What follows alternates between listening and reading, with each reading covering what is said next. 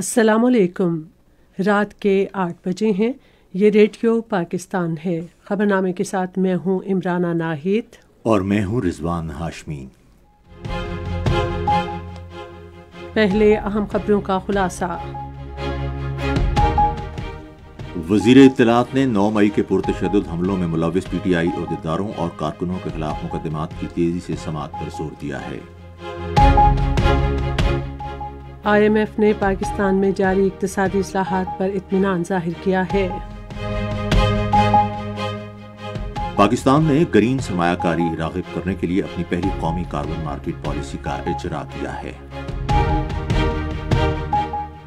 सिख यात्री बाबा गुरु नानक देव जी के जन्मदिन की तक़रीबात के सिलसिले में हसन अब्दाल में गुरुद्वारा पंजा साहब में जमा हो रहे हैं। न्यूजीलैंड ने भारतीय एतराज़ात को मुस्तरद करते हुए सिख फॉर जस्टिस फोरम को कल ऑकलैंड में खालिस्तान रेफरेंडम के इनेकाद की इजाज़त दे दी है। कुल जमाती हुर्रियत कॉन्फ्रेंस ने गैर कानूनी तौर पर भारत के ज़ेर कब्ज़ा जम्मू और कश्मीर के लोगों पर ढाए जाने वाले मज़ालिम से मुतालिक पाक फौज के सरबराह के बयान का खैर मकदम किया है। अक़वाम मुत्तहिदा की सलामती कौंसिल सोमवार को मशरिक़ वस्ता की सूरत हाल पर गौर करेगी। गज़ा में इसराइल के मुसलसल हमलों में मज़ीद 35 फ़लस्तीनी शहीद हो गए हैं। आज सिडनी में 3 मैचों की सीरीज के दूसरे T20 में ऑस्ट्रेलिया ने पाकिस्तान को 13 रन से हरा दिया। ICC मेंस चैंपियंस ट्रॉफी का दुनिया का चक्कर आज इस्लामाबाद से शुरू हुआ। और अब खबरें तफसील के साथ। इत्तलात और नशरियात के वफाकी वज़ीर अताउल्लाह तारड़ ने 9 मई के ज़ेर इल्तवा मुक़दमात को तेज़ी से निपटाने की ज़रूरत पर जोर दिया है। आज लाहौर में न्यूज़ कॉन्फ्रेंस से खिताब करते हुए उन्होंने कहा कि 9 मई के मुक़दमात का जल्द अज जल्द फैसला करना चाहिए ताकि आइंदा कोई ऐसी मकरूह हरकत ना कर सके। वज़ीर इत्तलात ने कहा कि तमाम शवाहिद कौम के सामने आए हैं, तहरीक इंतशार कौम से माफ़ी मांगे। उन्होंने कहा कि PTI अहदेदारों और कारकुनों को हमले जारी रखने की हिदायत दी गई थीं। वज़ीर इत्तलात ने कहा कि PTI ने हसास तनसीबात को निशाना बनाया और शहदा की यादगारों की बेहुरमती की गई।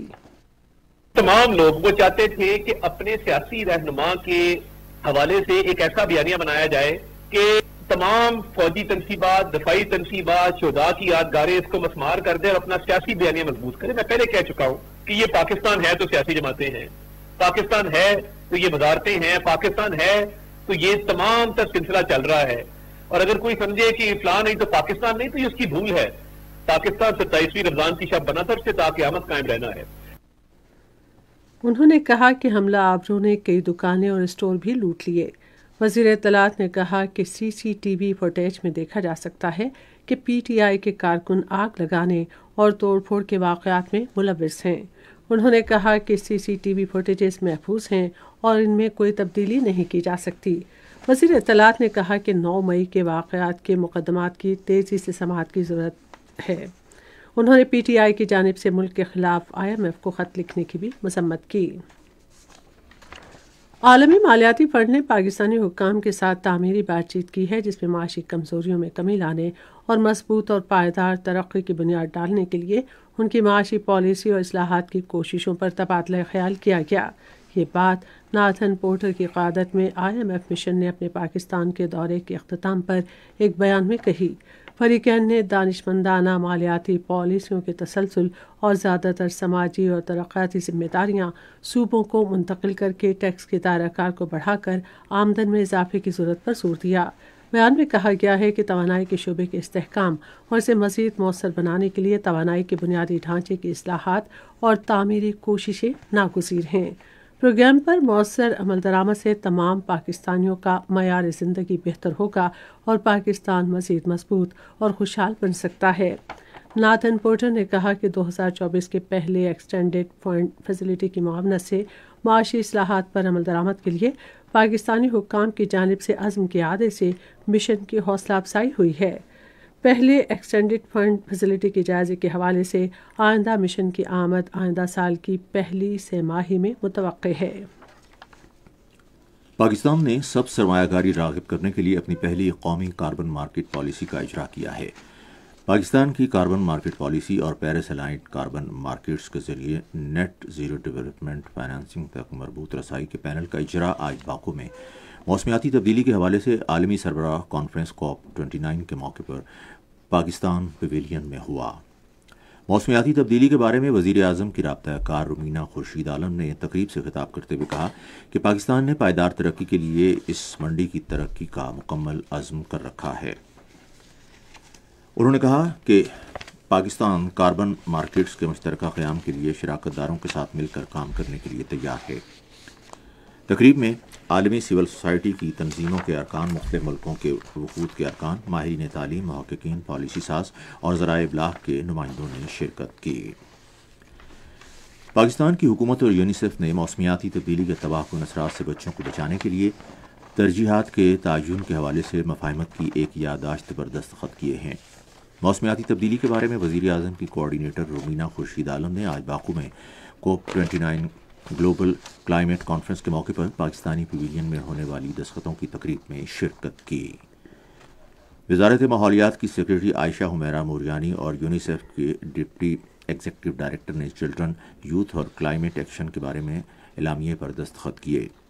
تقریب سے خطاب کرتے ہوئے رومینہ خورشید عالم نے کہا کہ موسمیاتی تبدیلی سے متاثرہ علاقوں میں تعلیم، صحت اور خوراک کی خدمات تک رسائی اور شدید موسم سے اسکولوں اور افراد کے تحفظ کے لیے پائیدار بنیادی ڈھانچے میں سرمایہ کاری میں اضافہ کرنا حکومت کی اولین ترجیح ہے۔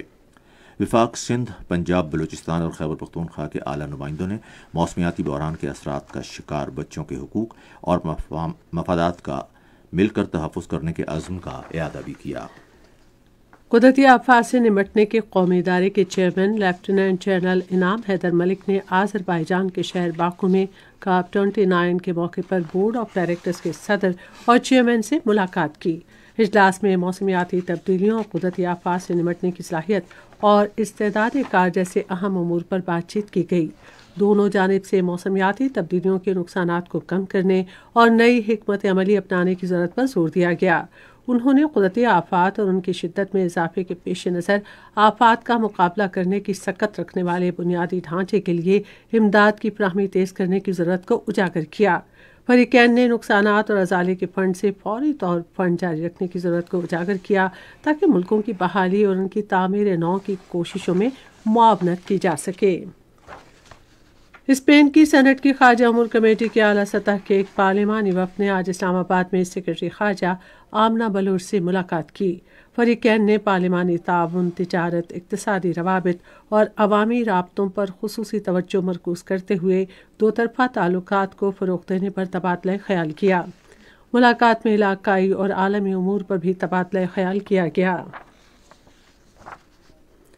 صدر آصف علی زرداری اور وزیر اعظم شہباز شریف نے سابق سینیٹر اور عوامی نیشنل پارٹی کے رہنما الیاس احمد بلور کی وفات پر دکھ اور افسوس کا اظہار کیا ہے۔ سوگوار خاندان سے دلی ہمدردی کا اظہار کرتے ہوئے انہوں نے مرحوم کی روح کے ایصال ثواب کے لیے دعا کی۔ الیاس احمد بلور طویل علالت کے بعد آج اسلام آباد میں انتقال کر گئے۔ ان کی عمر 84 برس تھی۔ مرحوم الیاس بلور ANP کے رہنما غلام احمد بلور اور مرحوم بشیر احمد بلور کے بھائی تھے۔ یہ خبریں آپ ریڈیو پاکستان سے سن رہے ہیں۔ بابا گرو نانک دیو جی کے جنم دن کی تقریبات کے سلسلے میں پاکستان آنے والے سکھ یاتریوں نے آج فاروق آباد میں سچا سودا گردوارے کا دورہ کیا، جس کے بعد وہ حسن ابدال روانہ ہو گئے۔ اس حوالے سے مزید تفصیل ہمارے لاہور کے نمائندے قاسم بخاری سے۔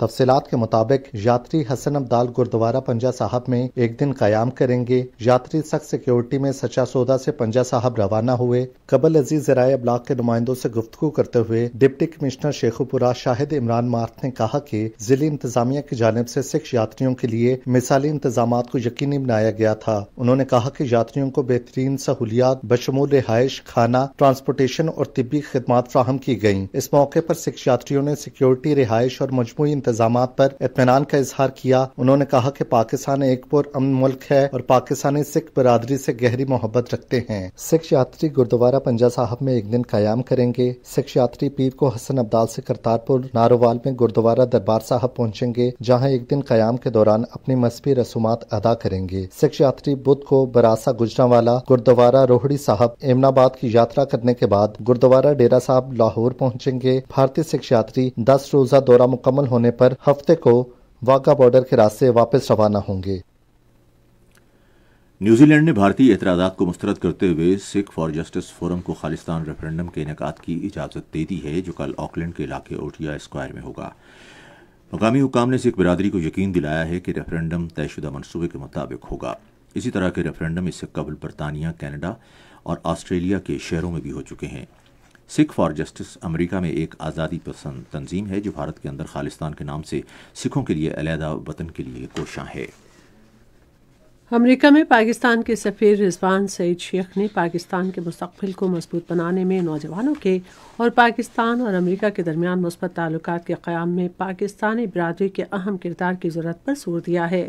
انہوں نے نیو یارک میں مختلف تعلیمی اداروں کے پاکستانی نوجوان طلباء سے ملاقات میں علم کے حصول کے لیے کوششیں تیز کرنے اور ایسی سرگرمیوں میں بھرپور طور پر حصہ لینے کے لیے ان کی حوصلہ افزائی کی جن سے پاکستان کے عالمی تشخص میں نمایاں بہتری آئے۔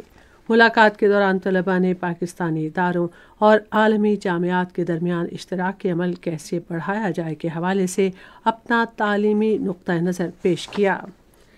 نیو یارک کے ایوان صنعت و تجارت نے پاکستان میں ٹیکسٹائل، چمڑے، آلات جراحی اور آئی ٹی کے شعبوں میں سرمایہ کاری میں دلچسپی کا اظہار کیا ہے۔ گریٹر ایوان صنعت و تجارت نیو یارک کے صدر اور سی ای او مارک جیف نے اس دلچسپی کا اظہار نیو یارک میں پاکستان کے سفیر رضوان سعید شیخ سے ملاقات میں گفتگو کرتے ہوئے کیا۔ ملاقات میں سفیر نے مختلف شعبوں میں سرمایہ کاری کے مواقع بڑھانے میں پاکستان کی خصوصی سرمایہ کاری سہولت کونسل کے مرکزی کردار کو اجاگر کیا۔ رضوان سعید شیخ نے حال ہی میں کراچی میں 5ویں بین الاقوامی ٹیکسٹائل اور لیدر نمائش میں ایوان صنعت و تجارت نیو یارک کے تعاون اور دلچسپی کا شکریہ ادا کیا۔ پنجاب کے گورنر سردار سلیم حیدر خان نے کہا ہے کہ صوبے میں امن و امان کی صورتحال کے حوالے سے کوئی سمجھوتا نہیں کیا جائے گا۔ یہ بات انہوں نے آئی جی پنجاب پولیس عثمان انور سے گفتگو کرتے ہوئے کہی۔ انہوں نے پولیس کو ہدایت کی کہ وہ لوگوں کی جان و مال کے تحفظ اور جرائم روکنے کے لیے مؤثر اقدامات اٹھائیں۔ انہوں نے کہا تھانہ کلچر تبدیل ہونا چاہیے اور پولیس کو صحیح معنوں میں عوام سے تعاون کرنا چاہیے۔ سینئر صوبائی وزیر مریم اورنگزیب نے کہا ہے کہ اسموک کے لیے عدم برداشت کی پالیسی پر عمل درآمد کیا جا رہا ہے۔ آج لاہور میں ایک بیان میں انہوں نے کہا کہ موسمیاتی تحفظ کے ادارے کی ٹیمیں انتھک محنت کر رہی ہیں۔ تفصیلات کے مطابق دھواں چھوڑنے والی بڑی گاڑیوں اور ٹرکوں کا لاہور میں داخلہ روکنے کے لیے کارروائیاں جاری ہیں۔ خیبر پختونخوا کے گورنر فیصل کریم کنڈی نے کہا ہے کہ الائڈ ہیلتھ سائنسز کا فروغ حکومت کی ترجیحات میں شامل ہے۔ انہوں نے آج ڈیرہ اسماعیل خان میں ایک تقریب سے خطاب کرتے ہوئے کہا کہ نرسنگ کے شعبے میں انسانی وسائل کی ترقی وقت کی اہم ضرورت ہے۔ فیصل کریم کنڈی نے دنیا کی ترقی یافتہ اقوام سے مسابقت کے لیے طب کے شعبے میں بین الاقوامی طریقہ کار اپنانے پر زور دیا۔ انہوں نے کہا کہ نیب ٹیک کے تحت نوجوانوں کو جدید فنی تعلیم کی فراہمی پر کام جاری ہے۔ ادھر گورنر فیصل کریم کنڈی نے آج ضلع ڈیرہ اسماعیل خان میں 23 کروڑ روپے مالیت کے ترقیاتی منصوبوں کا افتتاح کیا۔ انہوں نے کہا کہ صوبے بھر میں ترقیاتی منصوبوں کے ثمرات جلد برآمد ہونا شروع ہو جائیں گے۔ انہوں نے کہا کہ فوج، پولیس اور مقامی رہائشیوں نے امن کی بحالی میں اہم کردار ادا کیا، لیکن صوبائی حکومت اس معاملے پر سنجیدہ اقدامات کرنے میں ناکام رہی ہے۔ گلگت بلتستان حکومت نیشنل ریڈیو اور ٹیلی کمیونیکیشن کمپنی نے گلگت شہر میں سیف سٹی منصوبے کے قیام کے لیے مفاہمت کی یادداشت پر دستخط کیے ہیں۔ سیکریٹری محکمہ داخلہ گلگت بلتستان سید علی اصغر اور جنرل مینیجر NRTC محمد آصف نے گلگت میں MOU پر دستخط کیے۔ معاہدے کے تحت امن و امان کے قیام میں مدد کے لیے گلگت شہر میں کیمروں کی تنصیب کے علاوہ ضروری آلات کا استعمال کیا جائے گا۔ فلپائن کے اعزازی قونصل جنرل فیضل شیخ نے آج لاہور میں سندس فاؤنڈیشن کا دورہ کیا اور تھیلیسیمیا اور ہیموفیلیا کے مریضوں سے ملاقات کی۔ اس موقع پر باتیں کرتے ہوئے انہوں نے خون کی خرابی کے امراض میں مبتلا افراد کو ضروری نگہداشت کی فراہمی میں فاؤنڈیشن کی کوششوں کے بارے میں عالمی سطح پر آگاہی میں اضافے کے عزم کا اظہار کیا۔ فیضل شیخ نے یقین دلایا کہ وہ فاؤنڈیشن کے کام کے عالمی سطح پر فروغ میں بھرپور کردار ادا کریں گے۔ پاکستان ہلال احمر سوسائٹی کے چیئرمین سردار شاہد احمد لغاری نے باکو میں موجود آذربائیجان ہلال احمر سوسائٹی کے نیشنل ہیڈ کوارٹر میں آذربائیجان ہلال احمر سوسائٹی کے صدر ڈاکٹر نوروز زیسلانو سے ملاقات کی۔ دونوں رہنماؤں نے ملاقات کے دوران جوش و خروش کا اظہار کیا اور اپنے ممالک میں انسانی چیلنجوں سے نمٹنے کے لیے مشترکہ اقدامات کے امکانات پر تبادلہ خیال کیا۔ یہ خبریں ریڈیو پاکستان سے نشر کی جا رہی ہیں۔ کل جماعتی حریت کانفرنس نے تنازع کشمیر اور کشمیری عوام پر جاری بھارتی مظالم پر army chief general Syed Asim Munir کے بیان کا خیر مقدم کیا ہے۔ سری نگر میں کل جماعتی حریت کانفرنس کے ترجمان عبدالرشید منہاس نے کہا ہے کہ مقبوضہ کشمیر کے عوام آرمی چیف کے اس بیان کو حق کے خودارادیت کے حصول کے لیے پاکستان کے عزم کا مضبوط اعادہ سمجھتے ہیں۔ انہوں نے کہا کہ اس بیان سے حق کے خودارادیت کے حصول کے لیے کشمیریوں کا حوصلہ بلند ہوگا۔ ادھر آج برداشت اور رواداری کے عالمی دن پر کشمیر میڈیا سروس کی طرف سے جاری کی گئی ایک رپورٹ میں کہا گیا ہے کہ نریندر مودی کے دور حکومت میں بھارت اور مقبوضہ جموں و کشمیر میں مسلمانوں کے خلاف عدم برداشت میں خطرناک حد تک اضافہ ہوا ہے۔ رپورٹ میں کہا گیا ہے کہ بی جے پی نے رواداری کو فروغ دینے کے بجائے اقلیتوں کو نشانہ بنانے، ان پر تشدد، ان کی املاک تباہ کرنے اور ان کے مذہبی مقامات پر حملوں کی کھلی چھوٹ دے رکھی ہے۔ رپورٹ میں کہا گیا ہے کہ ہندتوا نظریے کی حامل بھارتی فورسز مقبوضہ جموں و کشمیر میں حق کی خودارادیت کے مطالبے کی پاداش میں شہریوں کو وحشیانہ تشدد کا نشانہ بنا رہی ہیں۔ نیشنل کانفرنس کے صدر فاروق عبداللہ نے جموں میں ایک اجتماع سے خطاب کرتے ہوئے کہا کہ کشمیریوں سے ان کی زمینیں، نوکریاں اور دیگر اہم وسائل چھین کر غیر کشمیریوں کو دیے جا رہے ہیں۔ محصور غزہ میں گزشتہ 24 گھنٹے کے دوران اسرائیل کے مسلسل حملوں میں مزید 35 فلسطینی شہید ہو گئے۔ گزشتہ سال اکتوبر سے اب تک اسرائیلی جارحیت میں شہید فلسطینیوں کی تعداد 43,790 سے زائد ہو گئی ہے۔ فلسطین نے کہا ہے کہ مقبوضہ مغربی کنارے میں آباد کاروں کی جانب سے تشدد میں اضافے پر بین الاقوامی رد عمل کی ضرورت ہے۔ فلسطینی صدر محمود عباس کے ترجمان نبیل ابو رودینہ نے بین الاقوامی برادری پر زور دیا کہ وہ غزہ میں نسل کشی اور تشدد کا سلسلہ رکوانے میں مدد کرے۔ اقوام متحدہ کی سلامتی کونسل پیر کو مشرق وسطیٰ کی صورتحال کے بارے میں ایک تفصیلی اجلاس کا انعقاد کرے گی۔ مشرق وسطیٰ امن عمل کے خصوصی رابطہ کار ٹور وینسلین 15 رکنی ادارے کو موجودہ صورتحال سے آگاہ کریں گے۔ اجلاس میں غزہ اور لبنان میں جنگ کے خاتمے اور تنازع کے خاتمے کے ذریعے وسیع تر علاقائی امن یقینی بنانے پر توجہ دی جائے گی۔ بھارت کی ریاست اتر پردیش کے ضلع جھانسی میں آج بچوں کے نگہداشت یونٹ میں آگ لگنے کے واقعے میں 10 نوزائیدہ بچے ہلاک ہو گئے۔ اقوام متحدہ نے ترقی یافتہ ممالک سے مطالبہ کیا ہے کہ وہ آئندہ ہفتے برازیل میں منعقد ہونے والی سربراہ کانفرنس میں موسمیاتی تبدیلی سے نمٹنے کے لیے عالمی مالی امدادی کوششوں میں مدد دیں۔ یہ مطالبہ موسمیاتی تبدیلی پر اقوام متحدہ فریم ورک کنونشن کے ایگزیکٹو سیکرٹری سائمن اسٹیل نے گروپ 20 کے رکن ممالک کے رہنماؤں کے نام خط میں کیا۔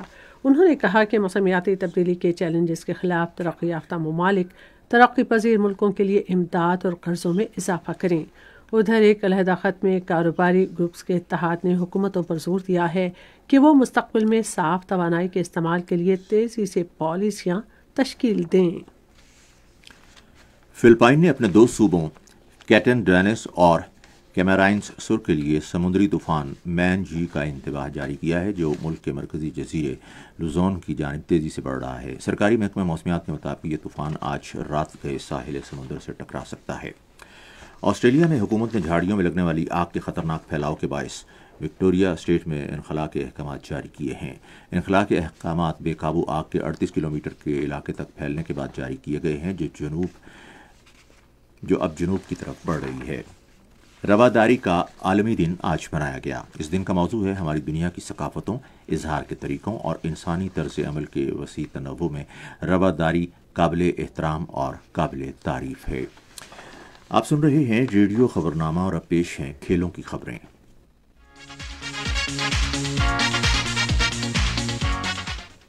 آج سڈنی میں دوسرے T20 میچ میں آسٹریلیا نے پاکستان کو 13 رن سے ہرا کر 3 میچوں کی سیریز میں 2-0 کی فیصلہ کن برتری حاصل کر لی۔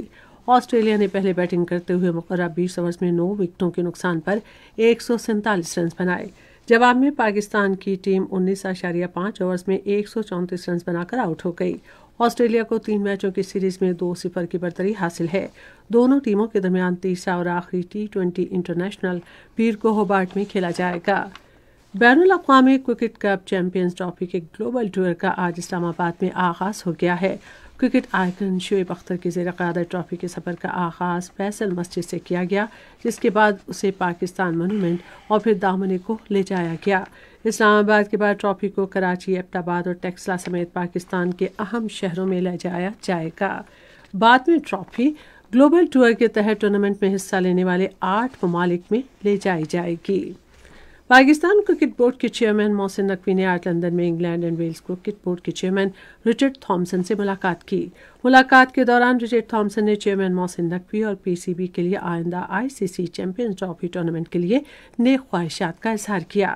انہوں نے کہا کہ انگلینڈ کا حالیہ دورہ پاکستان ایک شاندار تجربہ تھا۔ محسن نقوی نے کہا کہ Pakistan ICC champions trophy tournament کے لیے پوری طرح تیار ہے۔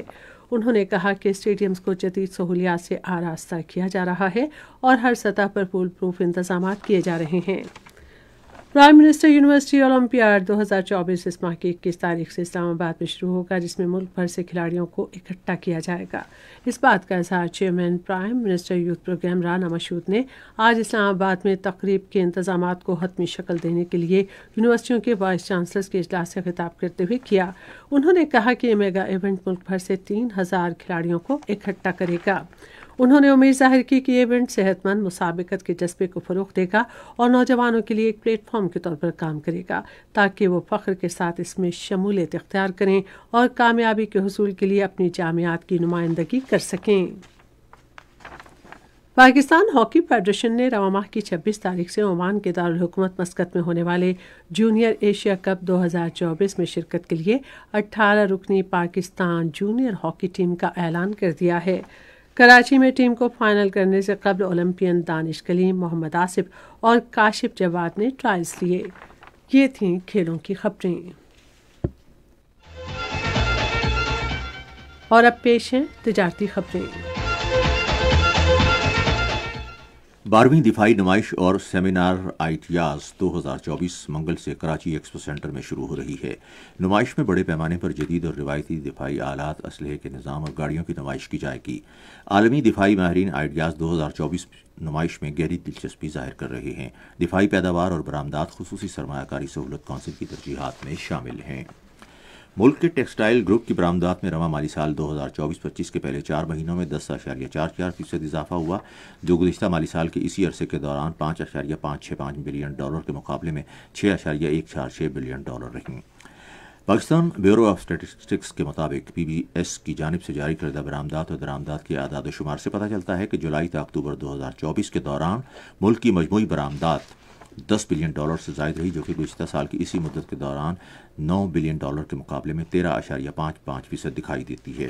جولائی تا اکتوبر 2024 میں پاکستانی چاول کی برآمدات میں 52.53% اضافہ ہوا اور یہ گزشتہ مالی سال کے اسی عرصے کے دوران $10.789 ملین کے مقابلے میں $1.084 بلین رہی۔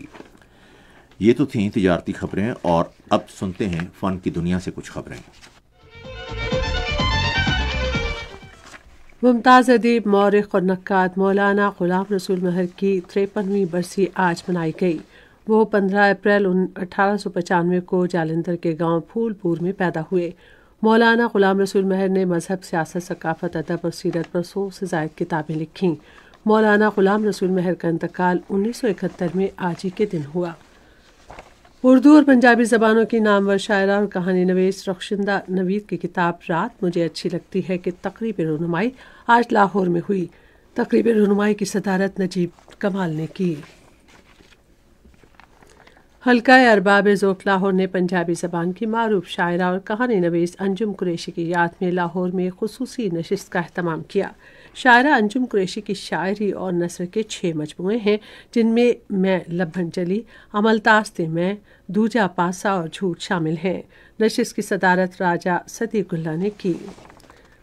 بزم سائنسی ادب کی ماہانہ نشست سلیم الزمان صدیقی سائنس سینٹر کراچی میں منعقد ہوئی۔ نشست کی صدارت کراچی یونیورسٹی کی شعبہ کیمیا کی سابق چیئرپرسن پروفیسر ڈاکٹر زاہدہ مقصود جبکہ صلاح الدین غازی نے نشست کا اختتام کیا۔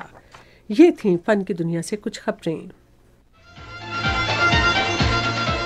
اور اب چلتے ہیں سائنس کی دنیا میں۔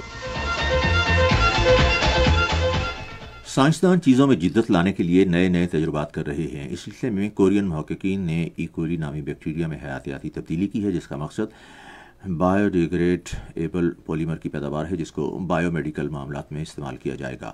دنیا بھر میں بایو انجینئرز ایسے جراثیم تیار کرنے کی کوشش کر رہے ہیں جو پیٹرولیم پر مبنی پلاسٹک کے متبادل کے طور پر پلاسٹک تیار کرنے کی صلاحیت رکھتے ہیں۔ حال ہی میں کوریا میں محققین کی ایک ٹیم نے انجینئرڈ بیکٹیریا کے ذریعے پولیمر تیار کرنے کے لیے ایک اہم کامیابی حاصل کی ہے، جو پلاسٹک کی سختی اور تھرمل استحکام میں اضافہ کرتا ہے۔ ماہرین فلکیات نے ایک پراسرار اور طاقتور ریڈیو سگنل زمین تک پہنچنے کی نشاندہی کی ہے۔ یہ ایک حیران کن دریافت ہے جس نے 8 ارب سال کا سفر طے کیا۔ اس سگنل کو FRB 20220610A fast radio burst کا نام دیا گیا ہے، اور یہ اب تک کے سب سے زیادہ دور اور توانائی سے بھرپور ریڈیو سگنلز میں سے ایک ہے۔ محققین نے اس سگنل کو ایسی کہکشاں سے منسلک کیا جو تقریباً ریڈ شفٹ 1 پر واقع ہے، جو بگ بینگ کے تقریباً نصف راستے کے برابر ہے۔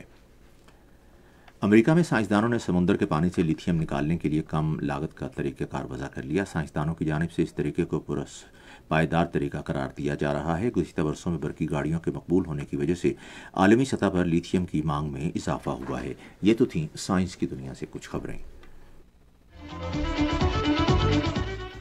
اور اب موسم کی تازہ ترین صورتحال جانتے ہیں ماہر موسمیات غلام مرتضیٰ سے۔